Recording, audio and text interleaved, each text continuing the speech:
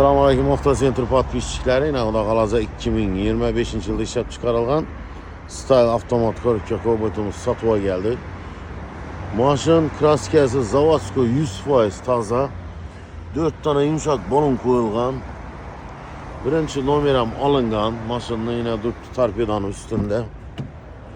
Evakor polik taşalgan. Metan ustanovkası ham bo'lgan. 4500 kilometre yürüp tuttu maşın. Özünün halal yürgeni. Ve bu ustana ekipme aparıp teşhiriniz mümkün. Kraskasını hem yürgenlerinden. Ne metanlar hem koyulgan yine. Bunun narxına gələn olsak, narxı 160 milyon son olsa naqd bula veremiz. İkilemçi kredita kızı kuğuçula eldinden tölav 20 milyon son bilen çıkadı. Notarius'a ise dinli boladı.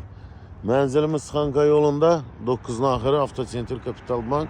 Benim ona müracaat edip gələ verəsiniz.